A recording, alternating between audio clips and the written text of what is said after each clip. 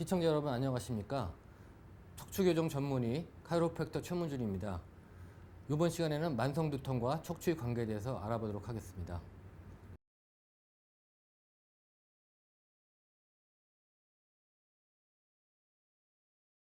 우선 두통의 정의에 대해 말씀드리자면 머리와 상부목에 생기는 통증을 말합니다. 근데 표면에 생기는 통증이 아닌 깊은 곳에 생기는 통증을 두통이라고 말합니다. 그러니까 표면에 상처가 나서 아픈 것은 두통이 아닌 것이죠. 인간의 뇌 자체는 통증을 느끼는 신경이 들어가지 않습니다. 따라서 두통이란 뇌가 아닌 다른 영역에서 느끼는 통증입니다. 2007년에 국제두통학회에서 분류한 체계를 보면 3개의 종류로 나눌 수 있습니다. 1차 두통, 말하자면 긴장성 두통, 편두통, 클러스터 두통과 같은 것이 있고요. 그 다음에 2차 두통, 두부와 목의 구조적 문제로 생기는 두통입니다. 기타, 뇌신경통, 안면통증 등으로 나눌 수가 있습니다. 1차 두통은 모두 생명에는 지장이 없는 것으로 알려져 있고요. 시간이 지나면 자발적인 치료가 되는 경우가 대부분입니다. 긴장성 두통은 가장 흔한 두통입니다. 통계적으로 90% 이상을 차지하고요. 여자가 남자보다 훨씬 많은 것으로 알려져 있습니다. 편두통은 긴장성 두통 다음으로 가장 흔한 것인데요. 클러스터 두통과 함께 혈류 이상으로 인한 두통으로 알려져 있고요. 주로 여자에게서 많이 나타납니다. 클러스터 두통은 상대적으로 매우 희귀합니다. 편두통과는 반대로 주로 남자에게서 많이 나타납니다. 특히 흡연자의 경우에는 매우 높은 비율을 나타내고 있습니다.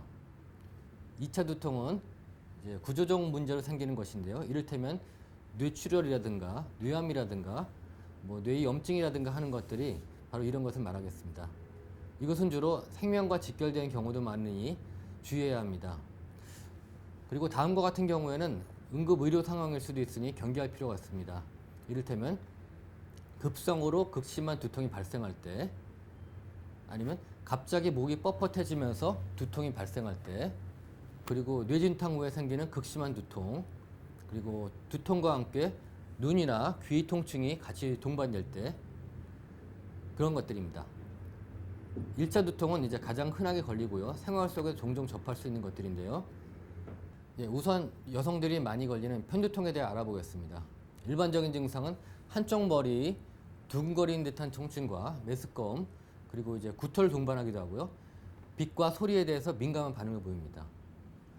편두통은 보통 증상이 일어나기 전 시각적이나 청각적이나 후각적으로 일종의 왜곡된 감각을 느끼는 경우가 많습니다.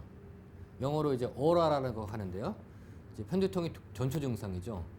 정확한 발생 원인은 알려져 있지 않습니다. 하지만 주로 여성 호르몬 에스트로겐이나 프로게스테론의 수치가 갑자기 낮아지면서 발생이 되는 걸로 알려져 있습니다.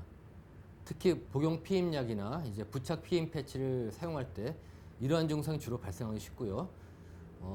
사춘기에 접어들면서 호르몬 레벨의 변화로 인해서 특히 여학생들 사이에서 주로 편두통이 많이 발생하곤 합니다. 다음으로는 클러스터 두통에 대해서 알아보겠습니다. 상대적으로 희귀하고요. 보통 흡연을 즐기는 남성들에게 많이 걸리는데요.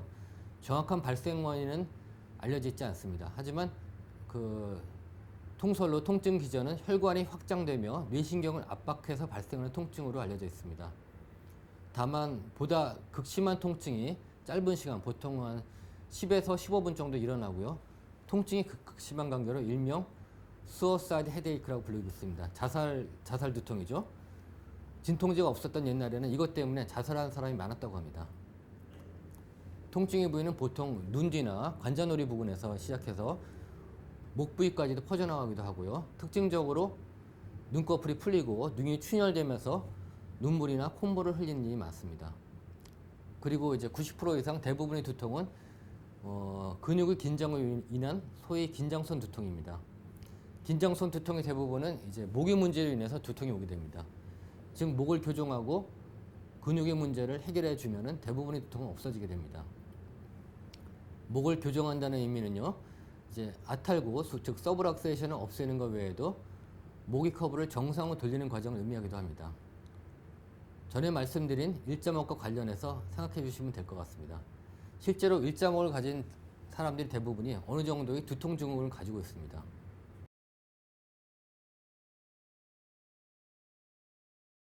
네, 대부분의 경우 그렇게 됩니다. 일단 교정과 근육 조정을 통해서 증상은 없애야죠. 일자목을 고치는 것은 짧은 시간에 되는 것은 아니고요. 어느 정도의 시간이 필요합니다. 성장기 아동의 경우는 하지만 짧은 시간에 될 수가 있습니다. 하지만 그 외에 스트레스라든가 이제 그런 원인으로 생기는 것은 별개의 문제입니다.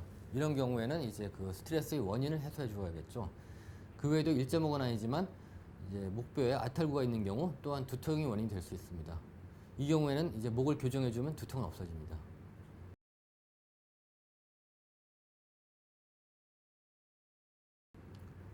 진통제를 먹으면 일단 어느 정도 가라앉기는 하지만 결국 근본적 치료법은 아니죠.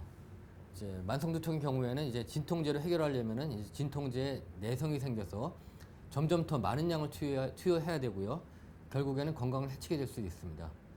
진통제는 결국은 이제 느끼지 못하게 만들어줄 뿐이지 근본적인 치료법은 되지 못하기 때문입니다. 이런 걸 대증요법이라고 합니다. 증상만 없애준다는 뜻입니다. 일단 두통이 있을 때는 목 주변과 머리 주변을 잘 마사지해 주는 것이 어느 정도 도움이 될 수 있습니다. 하지만 이제 근본적인 해결을 위해서는 카이로프랙틱 요법을 받는 것이 가장 좋다고 할 수 있겠습니다. 그리고 만성 두통의 경우는 이제 우울증이나 성격의 변화를 초래할 수도 있기 때문에 가능한 조기에 치료하는 것이 최선입니다. 시청해 주셔서 감사합니다. 이번 시간에는 이제 두통에 대해서 알아봤고요. 그 다음 시간에는 이제 요통에 대해서 말씀드리겠습니다.